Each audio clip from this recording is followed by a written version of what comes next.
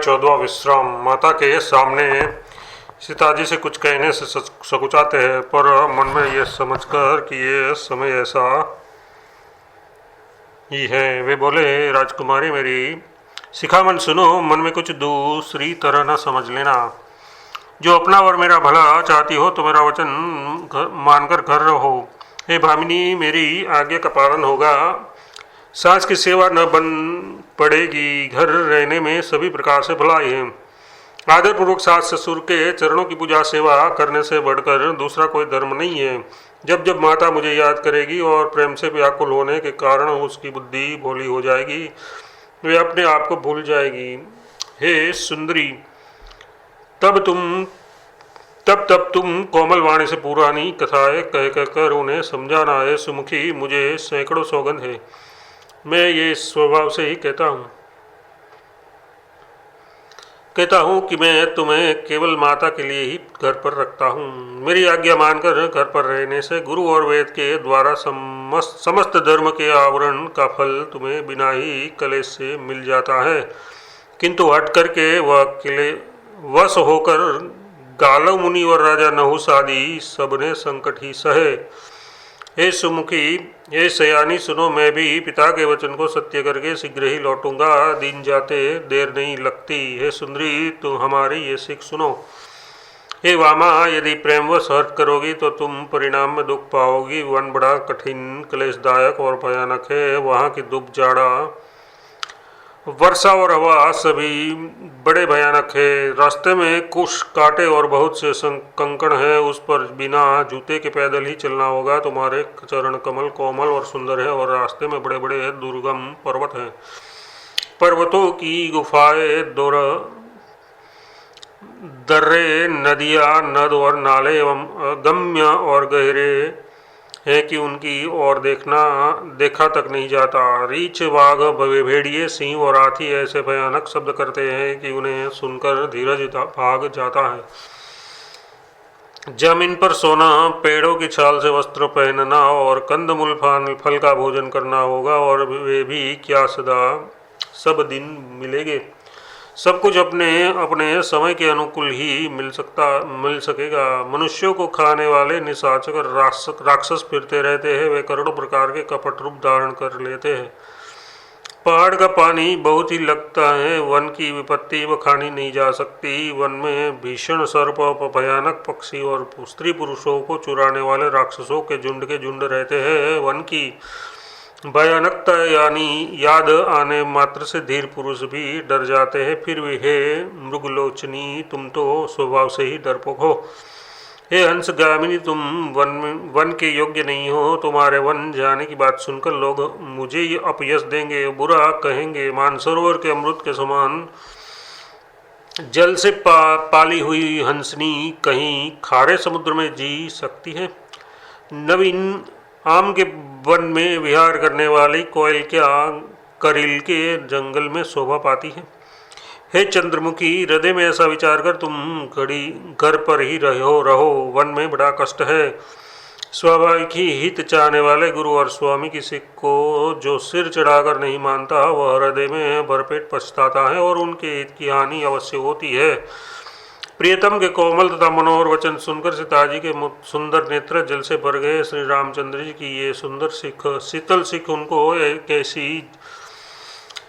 उनको कैसी झिलाने वाली हुई, जैसे चकवे को शरद ऋतु की चांदनी रात होती है। जानकी जी से कुछ उत्तर देते नहीं बनता। वे ये सोचकर व्याकुल हो उठी कि मेरे पवित्र और प्रेमी स्वामी मुझे छोड़ जाना चाहते हैं। नेत्रों के जल आंसुओं को जबरदस्ती रोककर वे पृथ्वी की कन्या सीताजी हृदय में धीरज धरकर सांस के पैर लगकर हाथ जोड़कर कहने लगी, हे देवी, मेरी इस बड़ी भारी ठिठाई को क्षमा कीजिए। मुझे प्राणनाथ ने वही शिक्षा दी है जिससे मेरा परम हित हो।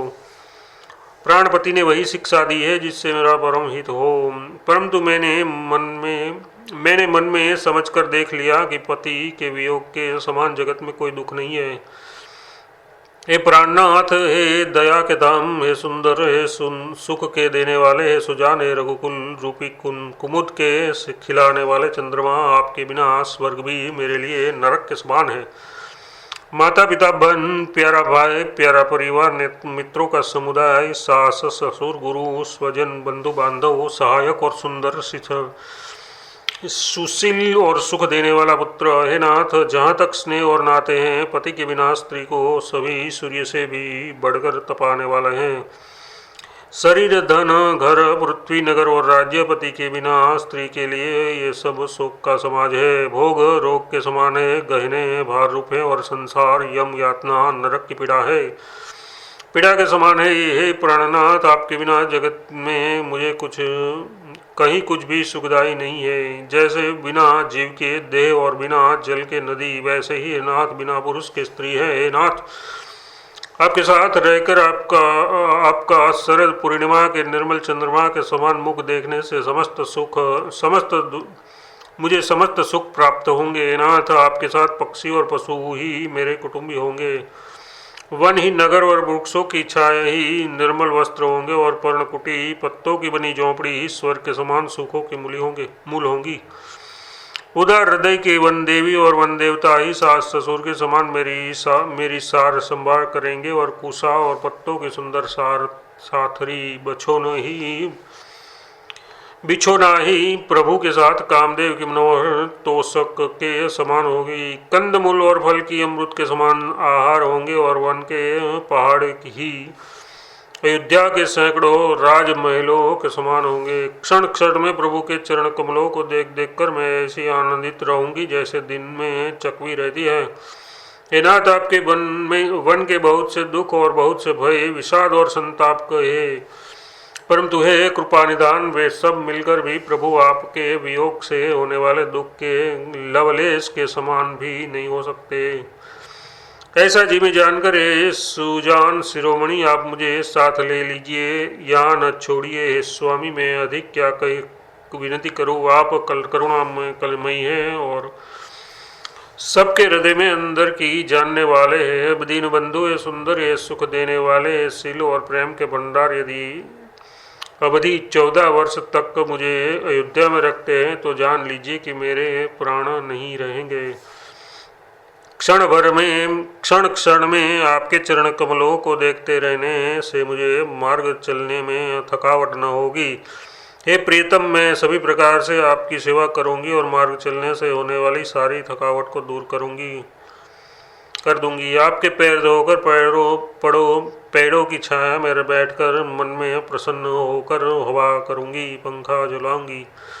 पसने की बूंदों सहित श्याम शरीर को देखकर प्राणपति के दर्शन करते हुए दुख के लिए मुझे अवकाश ही कहाँ रहेगा। समतल भूमि पर घास और पेड़ों के पत्ते बिछाकर ये दासी रात भर आपके चरण दबाएगी। बार बार आपकी कोमल मूर्ति को देखकर मुझको गर्म हवा भी न लगेगी। प्रभु के साथ रहते मेरी ओर आंख उठाकर देखने वाला कौन है, अर्थात कोई नहीं देख सकता। जैसे सिंह की स्त्री सिंहनी को खरगोश और सियार नहीं देख सकते, मैं सुकुमारी हूँ और नाथ वन के योग्य हैं। आपको तो तपस्या उचित है और मुझको विषय भोग। ऐसा कठोर वचन सुनकर भी जब मेरा हृदय न फटा तो हे प्रभु मालूम होता है ये पामर प्राण आपके वियोग का विषाद दुख सहेंगे। ऐसा कहकर सीताजी बहुत ही व्याकुल हो गई। वे वचन के वियोग को भी न संभाल सकी। यथार्थ शरीर से वियोग की बात तो अलग रही, वचन से भी वियोग की बात सुनकर वे अत्यंत विकल हो गई। उनकी ये दशा देखकर श्री रघुनाथ जी ने अपने जी में जान लिया कि हठपूर्वक उन्हें यहाँ रखने से प्राणों को न रखेंगी। तब कृपालु सूर्यकुल के स्वामी श्री रामचंद्र जी ने कहा कि सोच छोड़कर मेरे साथ वन को चलो। आज विषाद करने का अवसर नहीं है, तुरंत वन गमन की तैयारी करो। श्री रामचंद्र जी ने प्रिय वचन कहकर प्रियतमा सीता जी को समझाया, फिर माता के पैरों लगाकर आशीर्वाद प्राप्त किया। माता ने कहा, बेटा जल्दी लौटकर प्रजा के दुख को मिटाना और ये निठुर माता तुम्हें भूल न जाए। हे विधाता, क्या मेरी दशा भी फिर लौट पलटेगी? क्या अपने नेत्रों से मैं इस मनोहर जोड़ी को फिर देख पाऊंगी? हे पुत्र, वह सुंदर दिन और शुभ घड़ी कब होगी जब तुम्हारी जननी जीते जी तुम्हारा चांद सा मुखड़ा फिर देखेंगी। हे तात वत्स कहकर रघुपति कहकर रघुवर कहकर मैं फिर कब तुम्हें बुलाकर हृदय से लगाऊंगी और हर्षित होकर तुम्हें अंगों को देखूंगी। ये देखकर कि माता स्नेह के मारे अधीर हो रही हैं और इतनी अधिक व्याकुल है कि मुझसे मुंह से वचन नहीं निकलता। श्री रामचंद्र जी ने अनेक प्रकार से उन्हें समझाए, वह समय और स्नेह वर्णन नहीं किया जा सकता। तब जानकी जी शाम के सास के पांव लगी और बोली, है माता सुनिए, मैं बड़ी ही अभागिनी हूँ। आपकी सेवा करने के समय देव ने मुझे वनवास दे दिया, मेरा मनोरथ सफल न हो किया। आप क्षोभ का त्याग कर दे, परंतु कृपा न छोड़ेगा। कर्म की गति कठिन है, मुझे भी कुछ दोष नहीं है। सीताजी के वचन सुनकर सास व्याकुल हो गई। उनकी दशा को मैं किस प्रकार बखान कर कहूँ। उन्होंने सीताजी को बार बार हृदय से लगाया और धीरज धरकर शिक्षा दी और आशीर्वाद दिया कि जब तक गंगा जी और यमुना जी की जल की धारा बहे तब तक तुम्हारा सुहाग अचल रहे। सीताजी को सास ने अनेकों प्रकार के आशीर्वाद और शिक्षा दी और वे सीताजी बड़े ही प्रेम से बार बार चरण कमलों में सिर नवा कर चली। जब लक्ष्मण जी ने ये समाचार पाए तब वे व्याकुल होकर उदास मुंह उठ दौड़े। शरीर कंप रहा है, रोमांच हो रहा है, नेत्र आंसुओं से भरे हैं। प्रेम से अत्यंत अधीर होकर उन्होंने श्री रामचंद्र जी के चरण पकड़ लिए। वे कुछ कह नहीं सकते, खड़े खड़े देख रहे हैं। ऐसे दिन हो रहे हैं मानो जल से निकाले जाने पर मछली दिन हो रही हो। हृदय में ये सोच रहे हैं कि विधाता क्या होने वाला है, क्या हमारा सब कुछ सुख और पुण्य पूरा हो गया। मुझको श्री रघुनाथ जी क्या कहेंगे, घर पर रखेंगे या साथ ले चलेंगे। श्री रामचंद्र जी ने भाई लक्ष्मण को हाथ जोड़े और शरीर तथा घर सभी से नाता तोड़े हुए खड़े देखा। तब नीति के निपुण और शील स्नेह सरलता और सुख के समुद्र श्री रामचंद्र जी वचन बोले, तात परिणाम में होने वाले आनंद को हृदय में समझकर तुम प्रेमवश अधीर मत हो। जो लोग माता पिता गुरु और स्वामी की शिक्षा को स्वाभाविक ही सिर चढ़ाकर उनका पालन करते हैं उन्होंने ही जन्म लेने का लाभ पाया है, नहीं तो जगत में जन्म व्यर्थ ही है। भाई हृदय में ऐसा जानकर मेरी सीख सुनो और माता पिता के चरणों की सेवा करो। भरत और शत्रुघ्न घर पर नहीं है, महाराज वृद्ध हैं और उनके मन में मेरा दुख है। इस अवस्था में मैं तुमको साथ लेकर वह वन जाऊँ तो अयोध्या सभी प्रकार से अनाथ हो जाएगी। गुरु पिता माता प्रजा और परिवार सभी पर दुख का दुस्सह भार आ पड़ेगा। अतः तुम यही रहो और सबको संतोष करते रहो, नहीं तो यथा तो बड़ा दोष होगा। जिसके राज्य में प्यारी प्रजा दुखी रहती है वह राजा अवश्य ही नरक का अधिकारी होता है। तात ऐसी नीति विचार कर तुम घर रह जाओ। ये सुनते ही लक्ष्मण जी बहुत ही व्याकुल हो गए। इस शीतल वचनों की वे कैसे सूख गए, जैसे पाले के स्पर्श से कमल सूख जाता है। प्रेमवश लक्ष्मण जी ने कुछ उत्तर देते नहीं बनता। उन्होंने व्याकुल होकर श्री रामचंद्र जी के चरण पकड़ लिए और उन्हें कहा, हे नाथ मैं दास हूँ और आप स्वामी है, अतः आप मुझे छोड़ ही दे तो मेरा क्या वश है। हे स्वामी, आपने मुझे सीख तो बड़ी अच्छी दी है, पर मुझे अपनी कायरता से वह मेरे लिए अगम पहुँच के बाहर लगी।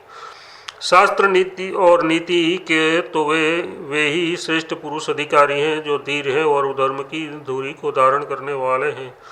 मैं तो प्रभु आपके स्नेह में पला हुआ छोटा बच्चा हूँ। कहीं हंस भी मंदराचल या सुमेरु पर्वत को उठा सकते हैं। हे नाथ, स्वभाव से ही कहता हूँ, आप विश्वास करें, मैं आपको छोड़कर गुरु पिता माता किसी को भी नहीं जानता। जगत में जहाँ तक स्नेह का संबंध प्रेम और विश्वास है, जिनको स्वयं वेद ने गाया है, स्वामी है दीन बंधु है स्वामी, सबके हृदय के अंदर जानने वाले मेरे, तो वे सब कुछ केवल आप ही हैं। धर्म और नीति का उपदेश तो उनको करना चाहिए जिसे कीर्ति विभूति ऐश्वर्य सद्धति प्यारी हो, किंतु जो मन वचन और कर्म से चरणों में ही प्रेम रखता हो, एक कृपा सिंधु, क्या वह भी त्यागने योग्य है। दया के समुद्र श्री रामचंद्र जी ने भले भाई के कोमल और नम्रता युक्त वचन सुनकर और उन्हें स्नेह के कारण डरे हुए जानकर हृदय से लगाकर समझाया और कहा, हे भाई, जाकर माता से विदा मांग आओ और जल्दी वन को चलो। रघुकुल में श्रेष्ठ सीता श्री रामचंद्र जी की वाणी सुनकर लक्ष्मण जी आनंदित हो गए। बड़ी हानि दूर हो गई और बड़ा लाभ हुआ। वे हर्षित हृदय से माता सुमित्रा जी के पास आए, मानो अंधा फिर से नेत्र पा गया हो। उन्होंने जाकर माता के चरणों में मस्तक नवाया, किंतु उनका मन रघुकुल को आनंद देने वाले श्री रामचंद्र जी की और जानकी जी की माता के साथ था। माता ने उदास मन देखकर उनसे कारण पूछा। लक्ष्मण जी ने सब कथा विस्तार से कह सुनाई। सुमित्रा जी कठोर वचनों को सुनकर ऐसी सहम गई जैसे हिरनी चारों ओर वन में आग लगी देखकर सहम जाती है। लक्ष्मण ने देखा कि आज अब अनर्थ हुआ, ये स्नेहवश काम बिगाड़ देगी, इसलिए वे विदा मांगते हुए डर के मारे सकुचाते हैं और मन ही मन सोचते हैं कि विधाता माता साथ जाने को कहेगी या नहीं। सुमित्रा जी ने श्री राम और लक्ष्मण जी के रूप सुंदरशील और स्वभाव को समझकर और उन पर राजा का प्रेम देखकर अपना सिर घूमा पीटा और कहा कि पापिनी कैके ने बुरी तरह घात लगाया, परंतु कुसमयी जानकर धैर्य धारण किया और स्वभाव से हित चाहने वाली सुमित्रा जी कोमलवाणी से बोली, हे तात जानकी जी तुम्हारी माता है और सब प्रकार से स्नेह करने वाले श्री रामचंद्र जी तुम्हारे पिता हैं। जहाँ श्री रामचंद्र जी का निवास हो वही अयोध्या है, जहाँ सूर्य का प्रकाश हो वही दिन है। यदि निश्चय ही सीताराम वन को जाते हैं तो अयोध्या में तुम्हारा कुछ भी काम नहीं है। गुरु पिता माता भाई देवता और स्वामी इन सबको सेवा प्राण के समान करनी चाहिए। फिर श्री रामचंद्र जी तो प्राणों के भी प्रिय हैं, हृदय में भी जीवन है और सभी के स्वार्थ रहित सखा हैं। जगत में जहाँ तक पूजनीय और परम प्रिय लोग हैं वे सब राम जी के नाते से ही पूजनीय और परम प्रिय मानने योग्य हैं। हृदय में ऐसा जानकर रहता तो उनके साथ वन जाओ और जगत में जीने का लाभ उठाओ। मैं बलिहारी जाती हूँ, पुत्र मेरे समेत तुम बड़े ही सौभाग्य के पात्र हुए जो तुम्हारे चित्त ने छल छोड़कर श्री रामचंद्र जी के चरणों में स्थान प्राप्त किया है। संसार में वही युवती स्त्री पुत्रवती है जिसका पुत्र श्री रघुनाथ जी का भक्त हो, नहीं तो जो राम से विमुख पुत्र से अपना हित जानती है वह तो बांझ ही अच्छी, पशु की भांति उनका व्याना पुत्र प्रसव का व्यर्थ ही है। तुम्हारे ही भाग्य से श्री रामचंद्र जी वन को जा रहे हैं, तात दूसरा कोई कारण नहीं है। संपूर्ण पुण्य का सबसे बड़ा फल यही है कि श्री राम सीताराम जी के चरणों में स्वाभाविक प्रेम हो। राग रोष ईर्षा मद वर्ष मोह इनके वश स्वप्न में भी मत होना। सब प्रकार से विकारों का त्याग कर मन वचन और कर्म से श्री सीता राम जी की सेवा करना। तुमको वन में सब प्रकार से आराम है जिसके साथ श्री रामचंद्र जी और सीता रूपी पिता माता है।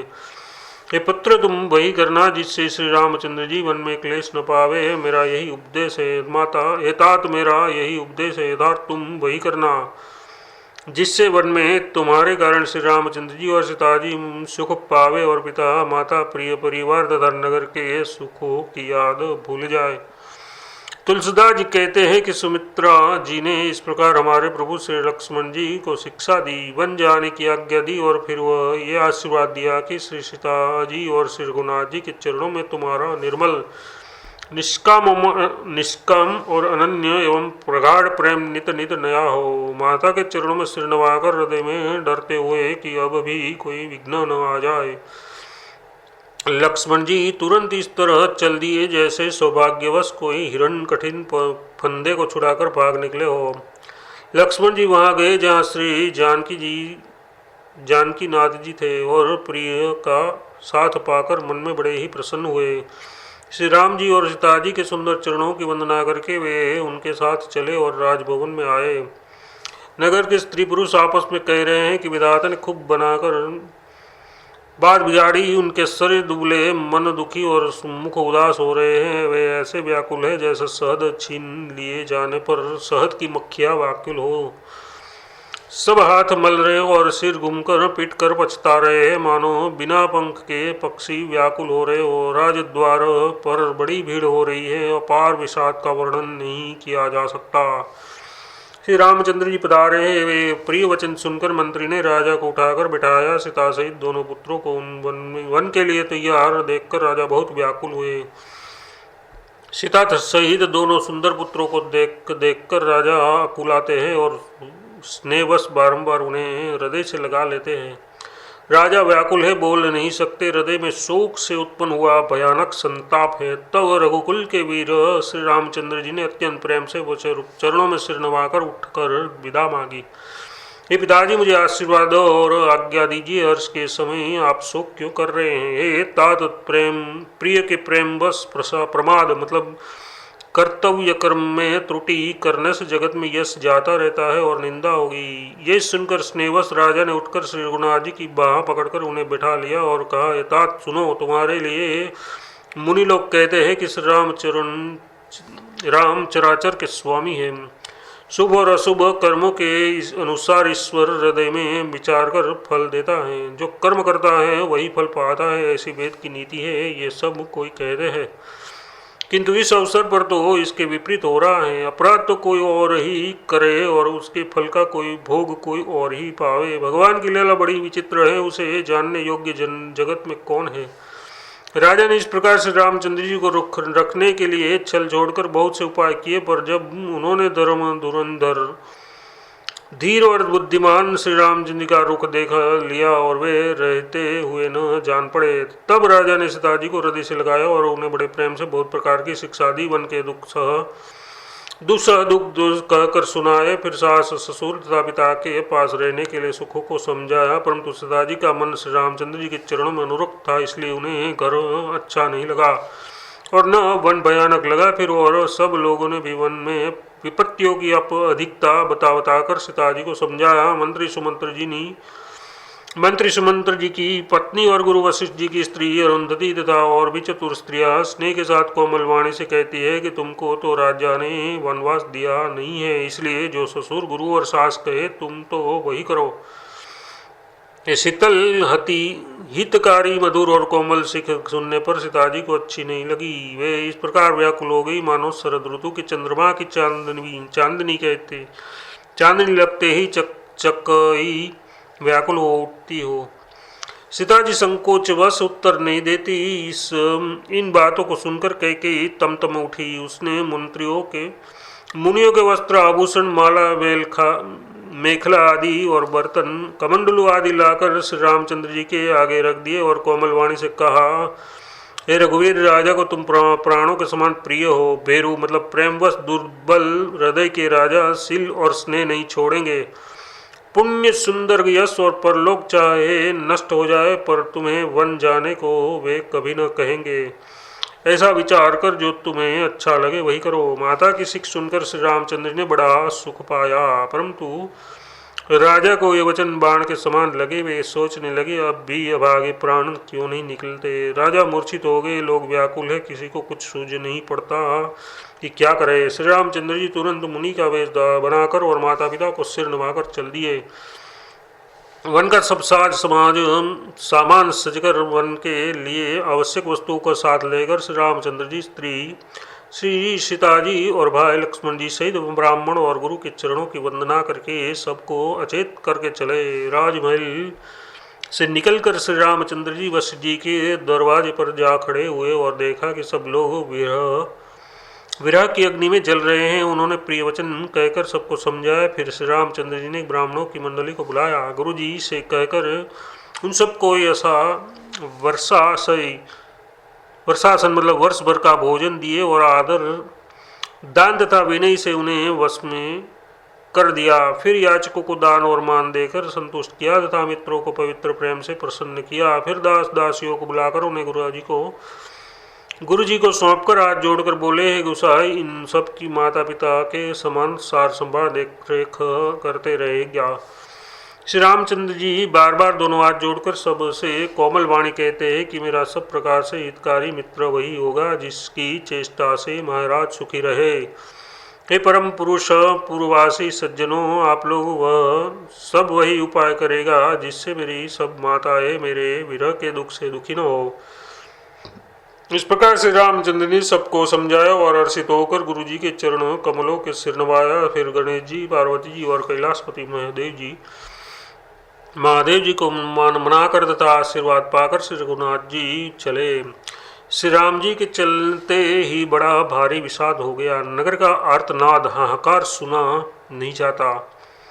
लंका में बुरे सुकन होने लगे। अयोध्या में अत्यंत शोक छा गया और देवलोक में सर्वहर्षित हर्ष और विषाद होने के वश में हो गया। हर्ष इस बात का था कि अब राक्षसों का नाश होगा और विषाद अयोध्या वासियों के शोक के कारण था।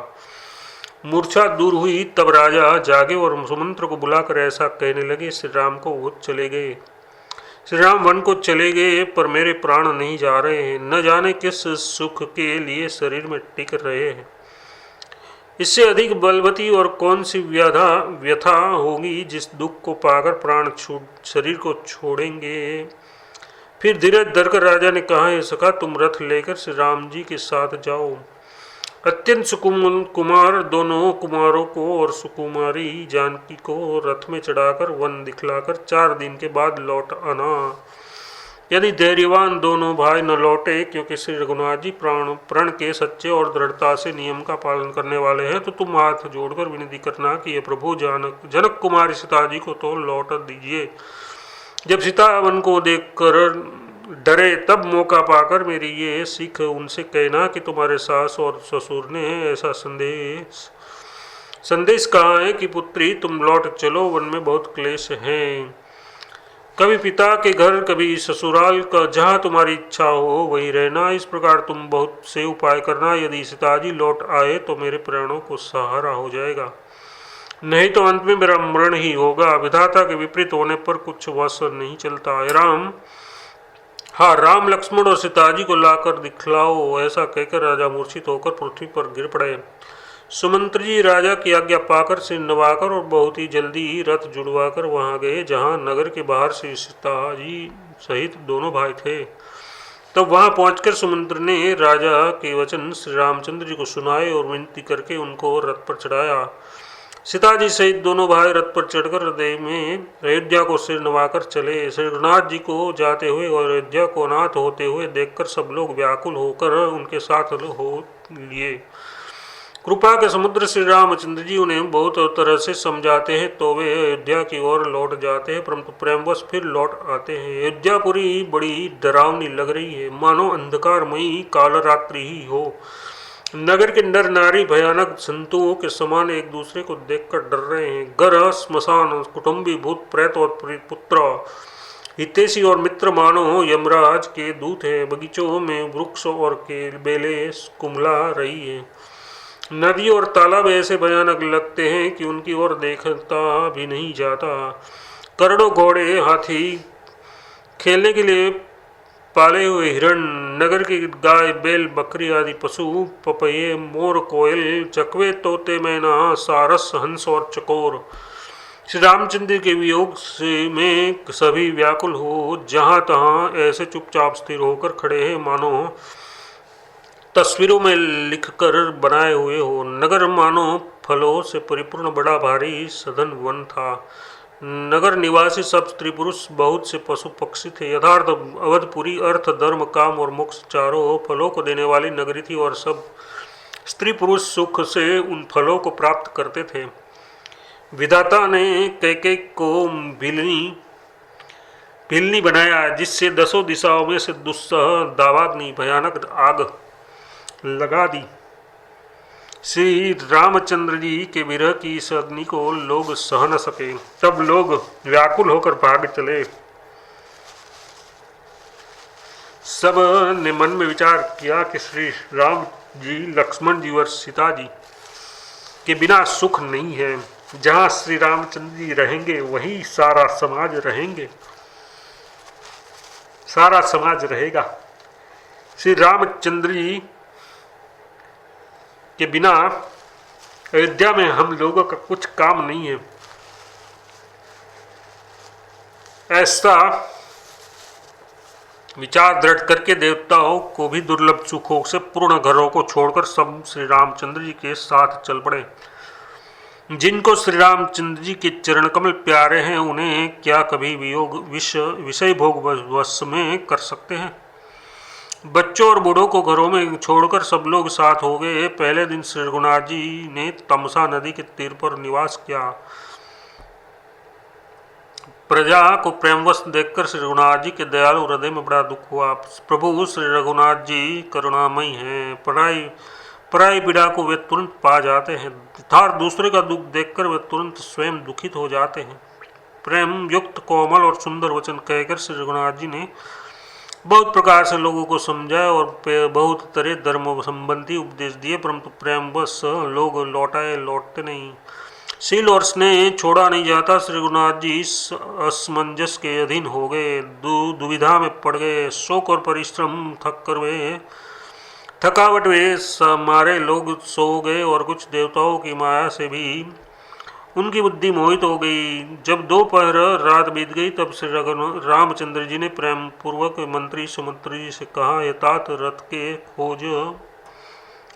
रथ की खोज मारकर यथार्थ पहियों के चिन्हों से दिशा का पता न चले, उस प्रकार रथ को हाँकिए और फिर किसी उपाय से बात नहीं बनेगी। शंकर जी के चरणों में सिर नवाकर श्री रघुनाथ जी, लक्ष्मण जी और सीता जी रथ पर सवार हुए। मंत्री ने तुरंत ही रथ को इधर उधर खोज छिपाकर चला दिया। सवेरा होते ही सब लोग जागे तो बड़ा शोर मचा कि श्री रघुनाथ जी चले गए, कहीं रथ का खोज नहीं पाते। सब हाराम पुकारते हुए चारों ओर दौड़ रहे हैं, मानो समुद्र में जहां डूब गया हो, जिससे व्यापारियों का समुदाय बहुत ही व्याकुल उठा। वे एक दूसरे को उपदेश देते हैं कि श्री रामचंद्र जी ने हम लोगों को क्लेश होगा ये जानकर छोड़ दिया है। वे लोग अपनी निंदा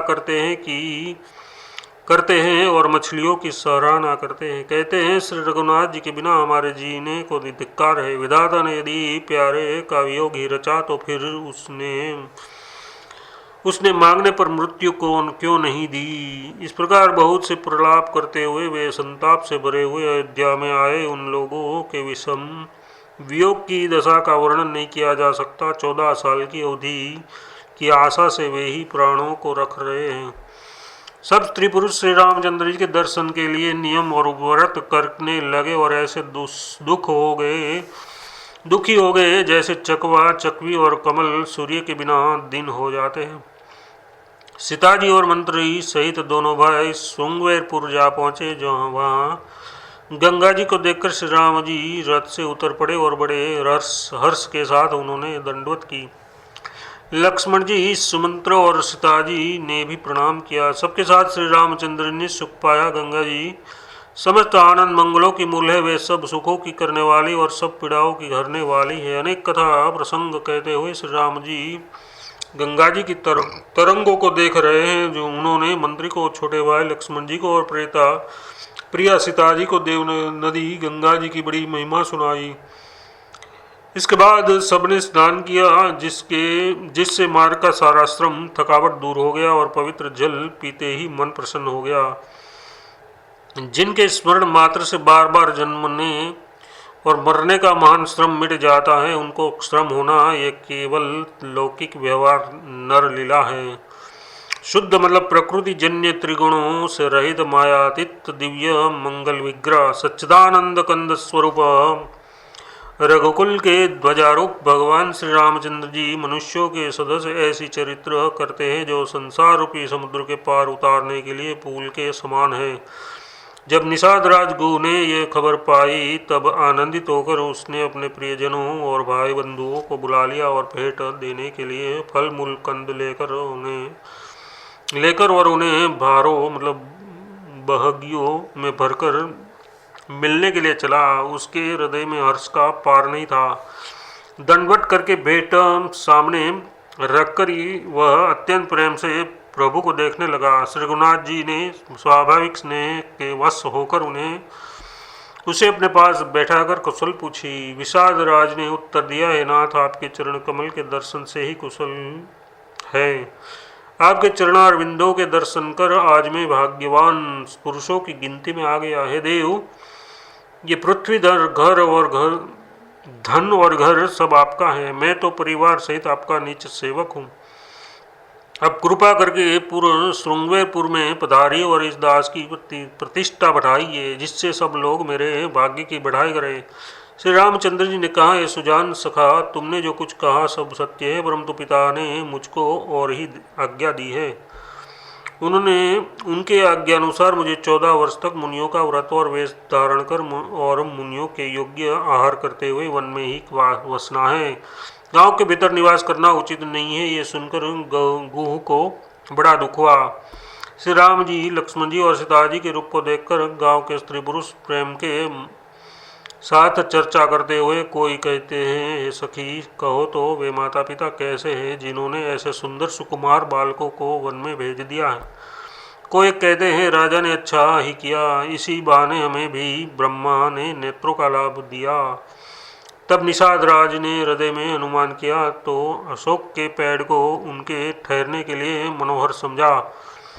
उसने श्री रघुनाथ जी को ले जाकर वह स्थान दिखलाया। श्री रघुनाथ रामचंद्र जी ने देखकर कहा कि ये सब प्रकार से सुंदर है। पूर्ववासी लोग जोहार वंदना करके अपने अपने घर लौटे और श्री रामचंद्र जी संध्या करने पधारे।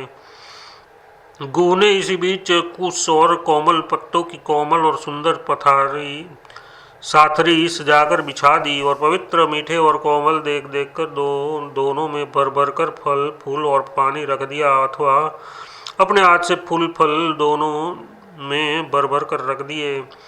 सीता जी, सुमंत्र जी और भाई लक्ष्मण जी सहित कंदमूल फल खाकर रघुकुल मणि श्री रामचंद्र जी लेट गए। भाई लक्ष्मण जी उनके पैर दबाने लगे।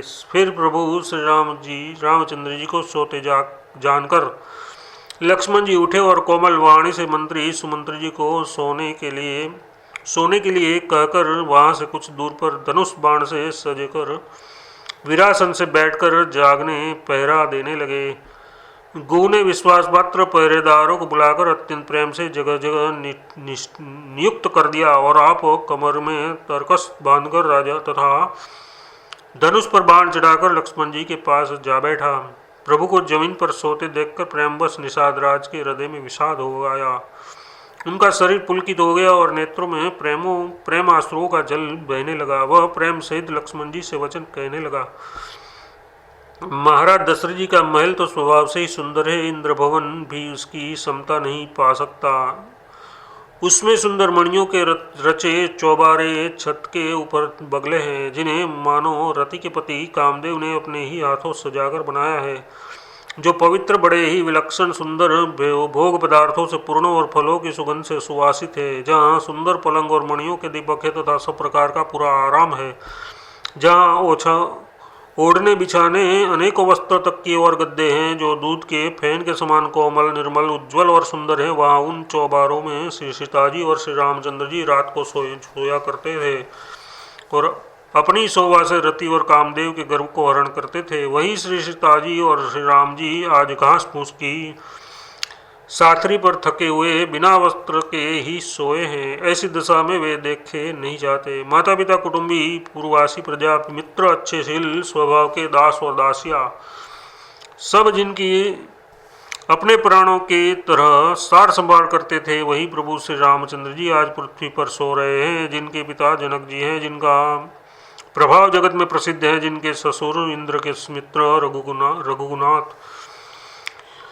रघुराज दशरथ जी हैं और पति श्री रामचंद्र जी है, वही जानकी जी आज जमीन पर सो रही है। विधाता किसको प्रतिकूल नहीं होता। सीता जी और श्री रामचंद्र जी क्या वन के योग्य हैं? लोग सच कहते हैं कि कर्म भाग्य ही प्रधान है। कैकेयी राज की लड़की नीच बुद्धि कैकेयी ने बड़ी ही कुटिलता की, जिसने रघुनंदन श्री रामचंद्र जी को और जानकी जी को सुख के समय दुख दिया। ये वह सूर्य कुल रूपी वृक्ष के लिए कुहाड़ी हो गई। उस कुबुद्धि ने संपूर्ण विश्व को दुखी कर दिया। श्री राम सीता को जमीन पर सोते हुए देखकर निषाद को बड़ा दुख हुआ। तब लक्ष्मण जी ज्ञान, वैराग्य और भक्ति के रस से सनी हुई मीठी और कोमल वाणी बोले, भाई, कोई किसी को दुख सुख का देने वाला नहीं है। सब अपने ही किए हुए कर्मों का फल भोगते हैं। संयोग मिलना, वियोग मतलब बिछड़ना, भले बुरे भोग, शत्रु मित्र और उदासीन, ये सभी भ्रम के फंदे हैं। जन्म, मृत्यु, संपत्ति, विपत्ति, कर्म और काल, जहाँ तक जगत के जंजाल है, धरती, घर, धन, नगर, परिवार, स्वर्ग और नरक आदि जहाँ तक व्यवहार है, जो देखने, सुनने और मन के अंदर विचारने आते हैं, इन सब का मूल मोह अज्ञान ही है। परमार्थतः ये नहीं है। जैसे स्वप्न में राजा भिखारी हो जाए या कल गंगाल स्वर्ग का स्वामी इंद्र हो जाए तो आ जागने पर लाभ या हानि कुछ भी नहीं है, वैसे ही इस दृश्य प्रपंच को हृदय से देखना चाहिए। ऐसा विचार कर क्रोध नहीं करना चाहिए और किसी को व्यर्थ दोष ही देना न किसी को व्यर्थ दोष ही देना चाहिए। सब लोग मोह रूपी रात्रि में सोने वाले हैं और सोते हुए उन्हें अनेकों प्रकार के स्वप्न दिखाई देते हैं। इस जगत रूपी रात्रि में योगी लोग जागते हैं जो परमार्थी और प्रपंच मायिक जगत से छूटे हुए हैं। जगत में जिस जीव को जागा हुआ तभी जानना चाहिए जब संपूर्ण भोग विलासों से वैराग्य हो जाए। विवेक होने पर मोहरूपी भ्रम भाग जाता है, तब अज्ञान का नाश होने पर श्री रघुनाथ जी के चरणों में प्रेम होता है। इसका मन वचन और कर्म से श्री राम जी के चरणों में प्रेम होना यही सर्वश्रेष्ठ परमार्थ पुरुषार्थ है। श्री राम जी परमार्थ स्वरूप परम वस्तु पर ब्रह्म है। वे अगणी अविगत जानने में न आने वाले अलख स्थूल दृष्टि से देखने में न आने वाले आदि रहित अनुपम उपमा रहित सब विकारों से रहित और भेद शून्य है। वेद जिनका नित्य नेति नेति कहकर निरूपण करते हैं वही कृपालु श्री रामचंद्र जी भक्त भूमि ब्राह्मण गौ और ब्राह्मणों के हित के लिए मनुष्य शरीर धारण करके लीलाएं करते हैं, जिसके सुनने से जगत में जंजाल मिट जाते हैं। मास पारायण 15वां।